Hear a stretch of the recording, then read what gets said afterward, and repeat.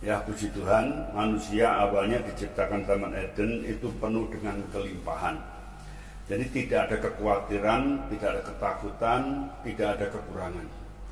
Karena manusia dilengkapi dengan apa yang harus dimakan, dan pakaian tidak berpakaian karena mereka memakai pakaian kemuliaan Tuhan. Nah, setelah manusia jatuh dalam dosa, manusia ada ketakutan dan diusir dari Taman Eden. Manusia mulai khawatir akan hari depannya dan apa yang dimakan, diminum, dan bagaimana ke depannya. Dulu orang hanya memikirkan akan makan dan minum saja. Tapi zaman sekarang memang kita lihat manusia terus berkembang dengan penemuan-penemuan. Nah, ada seorang ahli, dia mengatakan manusia ini yang dipikirkan pertama itu kebutuhan makan minum memang untuk tubuh fisiknya. Setelah itu dia meningkat lagi, dia memikirkan keamanan, apa yang saya makan besok dan seterusnya. Nah, setelah makan minum cukup, sudah mulai merasa aman untuk hari esok, dia memikirkan ingin dikasihi dan mengasihi, ingin dicintai. Nah, mulai manusia mencari orang-orang yang mengasihi dia dan dia mengasihi sama. Dan selanjutnya manusia punya keinginan, yaitu jati diri. Siapa aku? Nah, kekhawatiran, ketakutan, ketamaan, ya, itu akan terus mengembang sampai dunia ini makin kacau, dan itulah masa sukar. Nah, kita lihat hari-hari ini Tuhan mengingatkan kita dengan pandemi supaya setiap kita ini berhenti ya dari kekacauan ini. Yang barang-barang mahal juga sudah tidak dipakai, mereka memikirkan nyawanya, memikirkan hanya masa depan, kebutuhan makannya saja, dan semua suruh diam di rumah. Nah, ini saya percaya juga Tuhan menegur dunia yang makin sukar dan makin jahat tiap orang. Nah, kita harus mengerti bahwa Tuhan itu tidak pernah merancang yang jahat, tapi rancangannya damai sejahtera menuju hari depan penuh harapan. Nah, kita mengucap syukur kalau saat-saat ini kita masih bisa mengerti firman Tuhan, itu karena Tuhan ini mengasihi kita sehingga kita diberikan petunjuk dan anugerah kebenaran. Nah, sekarang kita mau mencari jalan keluar. Bagaimana keadaan kekhawatiran, ketakutan, kesukaran ini? Nah, kita bukan pakai kekuatan atau akal sendiri, tapi kita harus mencari kebenaran yang dari Tuhan. Nah, Tuhan mengatakan, udahlah, kamu jangan khawatir apa yang kamu makan minum. Burung di udara dipelihara, bunga bakung didandani. Ya, cukupkan dengan apa yang ada. Semua dicari bangsa-bangsa yang tidak mengenal Allah, tapi kamu cari dulu kerajaan Allah dan kebenarannya. Nah, kita yang mengerti, kita akan kembali mencari kerajaan Allah seperti di Eden. Kita bernaung dalam kuasa Tuhan, kita bersandar pada Tuhan, kita bergantung pada Tuhan, dan kita percayakan hidup kita pada Tuhan. Nah, Tuhan mengatakan cari kerajaan Allah, bertobat, kembalilah, ya. Jadi kita harus mencari kerajaan Allah dan kita masuk dalam kerajaan Allah, dan setiap kita harus bernaung di dalam kerajaan Allah. Kita tidak mencari di mana tempat kerajaan Allah atau mana yang kelihatan di mana kerajaan Allah, ya. Apa itu kerajaan Allah? Tapi kerajaan Allah itu soal kerohanian, itu soal roh. Nah, dalam alam roh ini kita bisa merasakan roh kita. Bila kita masuk dalam kerajaan Allah, kita akan merasakan ada kebenaran, ada damai sejahtera, dan ada sukacita oleh Roh Kudus. Nah, maka setiap kita harus mencari kebenaran ini. Kebenaran adalah Tuhan Yesus. Dia mengatakan jalan dan kebenaran dan hidup. Nah, Tuhan Yesus adalah firman, firman menjadi manusia lah. Firman itu intinya mengasihi Allah dan mengasihi sesama, maka kebenaran adalah kasih. Maka setiap kita bila kehilangan kasih, kehilangan damai, kehilangan sukacita, itu sama dengan kita di luar kerajaan Allah. Untuk kita bisa merasakan kerajaan Allah dan memastikan kita dalam kerajaan Allah, kita periksa hati kita. Apakah masih ada belas kasihan? Apakah ada damai sejahtera? Apakah ada sukacita? Ketika tiga hal itu ada, kita ada dalam kerajaan Allah. Nah, untuk masuk dalam alam roh, dalam kerajaan Allah, itu memang perlu satu pergumulan, perjuangan, ketekunan. Ya, itu jalan yang sempit. Nah, saya terus mencari bagaimana ini caranya. Ya, kita banyak pengetahuan. Saya banyak orang yang lihat, banyak orang yang punya pengetahuan, bahkan sekolah Alkitab dan sebagainya, tapi sulit untuk berubah karakternya, sulit untuk berbuah roh. Nah, di perjanjian lama sebelum Tuhan Yesus itu, imam itu untuk masuk ke ruang Maha Kudus untuk ketemu Tuhan itu melewati halaman dan ruang kudus. Nah, halaman hiruk pikuk, ya. Ruang Maha Kudus, nah, itu ada persembahan menyembahkan pikiran, perasaan, ya, dan kehendak, dan baru masuk ke ruang Maha Kudus ketemu Tuhan. Kita sama, ketika kita berdoa, pikiran kita akan melayang-layang itu di halaman masih, ya. Terus kita fokus ke Tuhan. Nah, kalau masih melayang-layang jangan dipaksakan, ya, fokus kepada Tuhan, pikiran, perasaan dan kehendak. Nah, setelah jiwa ini fokus kepada Tuhan, dan nanti ada waktunya kita kalau belum berlatih mungkin agak lama, terus masuk dalam keheningan. Nah, Tuhan itu di tempat ruang Maha Kudus di keheningan. Nah, saya terus berupaya mencari ini. Saya pun juga merasa saya lambat bertumbuh, saya gak berbuah roh, saya emosi dan buah roh itu hampir gak berubah. Pengetahuan sudah cukup banyak, tapi kenapa gak ada perubahan dalam kehidupan? Terus saya memaksakan diri, saya duduk diam, tidak bergerak, saya mematungkan diri dengan duduk yang bisa tahan lama. Nah, kita mesti cari bagaimana bisa duduk yang tahan lama. Nah, minimal itu setengah jam, ya. Duduk tidak bergerak dan tidak sakit lah, ya. Gimana caranya duduk yang enak dan bisa tahan lama. Nah, seringkali memang keganggu sana sini pikiran lain-lain, biarin aja dulu sampai pikiran berhenti sendiri. Kalau pikiran ditekan, dia nggak bisa, ya.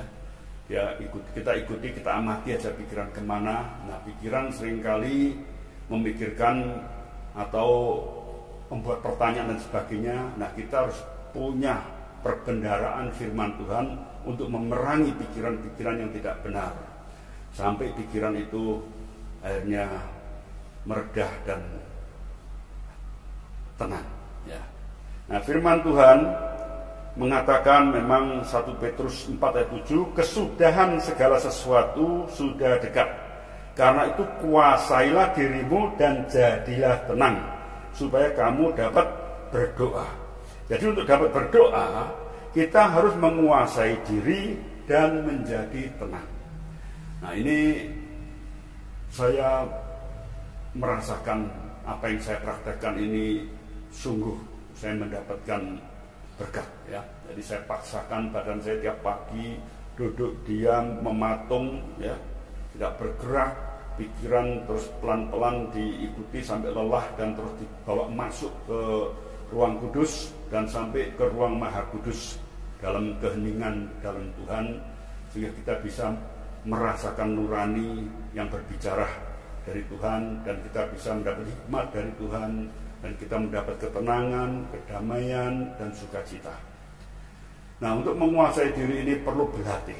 Nah, berlatih ini memang sangat penting. Dikatakan bahwa ya, latihan badani terbatas gunanya, tapi ibadah itu besar manfaatnya. Maka kita harus berlatih ibadah kepada Tuhan, ya. Apa yang saya praktekkan ini sungguh saya mendapatkan berkat, ya. Jadi saya paksakan badan saya tiap pagi duduk diam, mematung, ya, tidak bergerak, pikiran, terus pelan-pelan diikuti sampai lelah dan terus dibawa masuk ke ruang kudus dan sampai ke ruang maha kudus dalam keheningan dalam Tuhan, sehingga kita bisa merasakan nurani yang berbicara dari Tuhan, dan kita bisa mendapat hikmat dari Tuhan, dan kita mendapat ketenangan, kedamaian, dan sukacita. Nah, untuk menguasai diri ini perlu berlatih.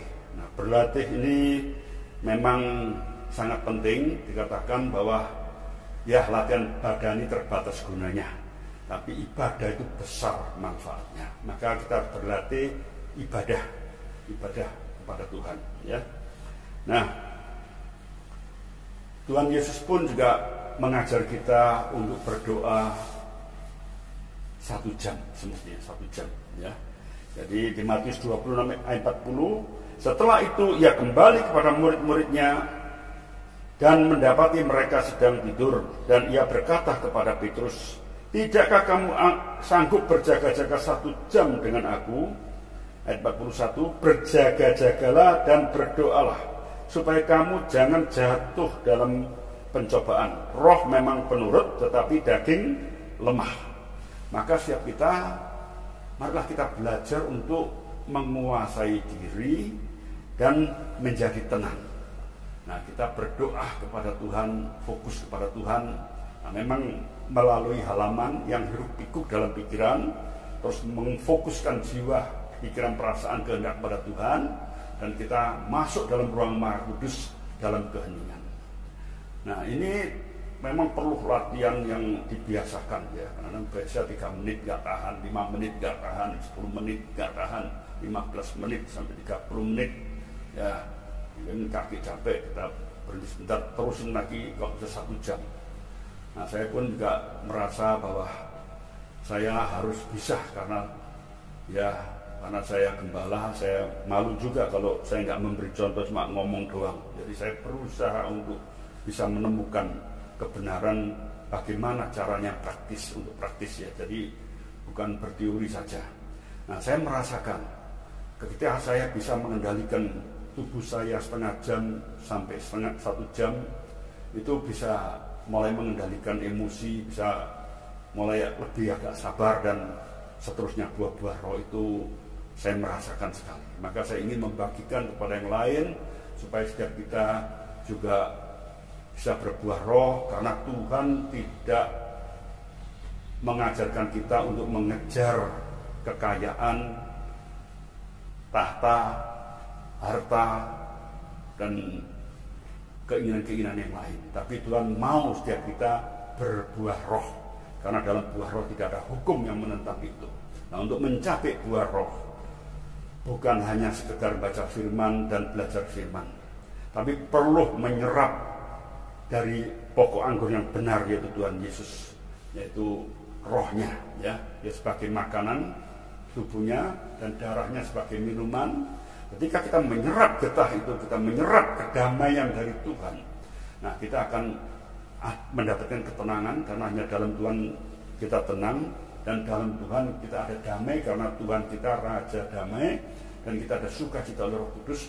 Nah, itu kalau terus kita merindukan itu setiap pagi, nanti setiap ada waktu 5 menit, 3 menit, dimanapun berada, terus kita berlatih dalam hadirat Allah, terus menerus kita ingat akan Tuhan, ya. Kita akan menemukan bahwa sungguh dalam Tuhan itu lebih dari cukup dan berkelimpahan, dan kita akan dimampukan untuk kuat, untuk hidup sederhana, atau hidup bisa menikmati apa yang ada. Saya merasakan, ya. Jadi saya udah 3-4 bulan ini banyak di rumah, dan saya belajar untuk menikmati apa yang di rumah. Seringkali keluar, saya udah balik aja ke rumah, ya. Saya bisa menikmati dalam keadaan kesendirian. Nah, maka setiap kita mengucap syukur, kita ada masalah dalam hidup ini, yaitu kekhawatiran dan ketakutan, tapi Tuhan memberi jalan keluar. Jangan khawatir, cari dulu kerajaan Allah dan kebenarannya, bisa menikmati dalam keadaan kesendirian. Nah, maka setiap kita mengucap syukur, kita ada masalah dalam hidup ini, yaitu kekhawatiran dan ketakutan, tapi Tuhan memberi jalan keluar. Jangan khawatir, cari dulu kerajaan Allah dan kebenarannya, maka yang lain akan ditambahkan. Dan kita harus berjuang masuk kerajaan Allah. Ya, seringkali mungkin tubuh ini menentang, ya, seringkali banyak godaan, tapi terus cari sampai kalau kita menemukan, terus akhirnya menyukai dan merindukan, nah kita sudah mengasihi Tuhan dalam roh. Dan kita kalau bertumbuh, kita akan makin suka berdoa, makin suka merasakan hadirat Tuhan, makin suka berdiam diri, berhening untuk merasa jamahan Tuhan. Nah, itu yang dikehendaki Tuhan. Seperti Maria, dikatakan dia akan memilih bagian yang terbaik. Waktu Maria duduk diam di kaki Tuhan, sang Marta sibuk melayani sana sini. Maka Tuhan menghendaki kita itu mengasihi Tuhan, bertumbuh sampai menjadi mempelai Kristus, yaitu sungguh fokus hidup untuk Tuhan, melayani Tuhan, dan menjadi milik Tuhan. Dan itu harus diawali dengan perjuangan dan bisa menikmati bergaul dengan Tuhan. Saya juga merasakan waktu baru bertobat, saya suka mendengar kesaksian, baca firman, tapi kalau doa nggak suka, kurang suka. Ya, seringkali kita, kalau doa udah nggak anu lah. Ya, tapi itu, itu salah besar. Karena berdoa itu adalah satu-satunya jalan untuk bertemu Tuhan. Berdoa adalah satu-satunya jalan untuk menikmati damai, keheningan, sukacita, kasih dari Tuhan. Berdoa itu juga salah satu berlatih untuk menyukai hadirat Tuhan. Maka firman Tuhan mengatakan tetaplah berdoa. Ya, maka setiap kita kalau kita menemukan kerajaan Allah, kita jangan lagi keluar dari kerajaan Allah. Dan percaya Tuhan akan mencukupi di bumi, dan kita menjadi warga kerajaan Allah, dan kita akan diberikan, sediakan rumah di surga. Si Tuhan, hari ini kita belajar mengenai kerajaan Allah, usaha cari, temukan, dan praktekkan dalam doa dengan minimal setengah jam, usahakan 1 jam. Peperangan harus dimenangkan dalam pikiran, tubuh harus dikuasai sampai menemukan keintiman, kemelekatan dengan Tuhan, dan sampai kita mengasihi, menyukai, merindukan hadirat Tuhan. Nah, biarlah kita setiap hari bisa merasakan persekutuan dengan Tuhan, dan kita bisa menikmati apa yang ada, biarpun hal-hal itu sederhana, mungkin alam, atau mungkin sinar matahari, atau warna-warna, atau makan sederhana, apapun kita bisa menikmati bila kita bersama dengan Tuhan. Karena di luar Tuhan kita tidak akan menemukan ketenangan, tidak pernah menemukan damai, tidak pernah menemukan kepuasan, selalu keinginan, kehausan, dan kehampaan. Maka kita mengucap syukur kalau setiap kita sudah menemukan jalan dan kebenaran dalam hidup, yaitu cari dulu kerajaan Allah dan kebenarannya, dan masuk dalam kerajaan Allah, jangan keluar lagi, dan terus tinggal tetap dalam kerajaan Allah. Dan biarlah setiap kita boleh hidup berkelimpahan di bumi dan mempunyai rumah di surga. Puji Tuhan, terima kasih. Mari kita berdoa. Terima kasih Tuhan, kami mengucap syukur Engkau sudah membuka jalan, dan kami semua sudah diberkati untuk bisa bertemu langsung dengan Engkau, karena Engkau sudah membelah tirai baik Allah, dan setiap kita boleh menjadi imam dan boleh datang kepada Engkau. Biar setiap kami boleh merasakan hadirat-Mu, bertemu dengan Engkau, dan setiap kami boleh hidup disertai oleh Engkau dan bersama dengan Engkau, hidup berkemenangan, hidup berkelimpahan, dan mempunyai rumah di surga. Terima kasih. Kami mengucap syukur, kami serahkan Tuhan setiap kami dalam kuasa-Mu, dalam nama Yesus Kristus kami sudah berdoa. Haleluya. Amin. Terimalah berkat yang berlimpah-limpah, kasih karunia, damai sejahtera, sukacita, perlindungan, kekuatan, kasih dari Bapa di dalam Anak yang tunggal, Yesus Kristus, dan persekutuan yang manis dengan Roh Kudus menyertai kita semua dari sekarang sampai Tuhan Yesus menjemput kita di awan-awan, bahkan sampai selama-lamanya. Kita semua yang percaya katakan amin.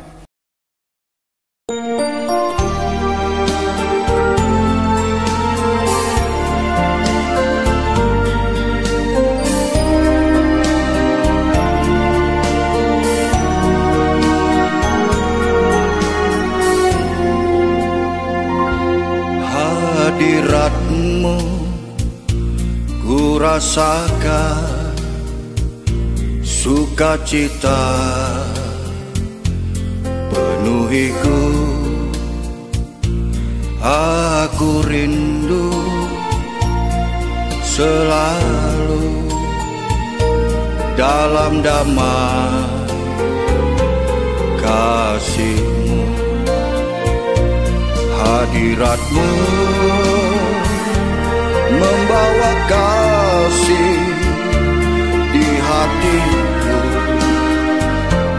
selalu. Hadirat-Mu membawa damai, sukacita.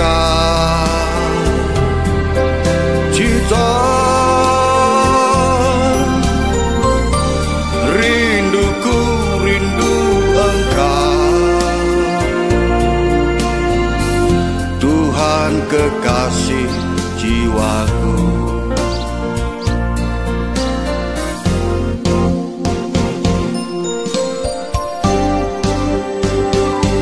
Hadirat-Mu ku rasakan sukacita penuhiku. Aku rindu selalu dalam damai kasih-Mu. Hadirat-Mu membawa kasih di hatiku selalu. Hadirat-Mu membawa damai, sukacita.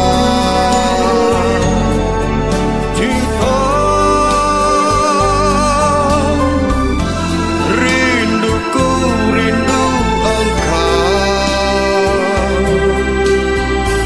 Tuhan kekasih jiwaku. Hadirat-Mu membawa kasih di hatiku selalu. Hadirat-Mu membawa damai,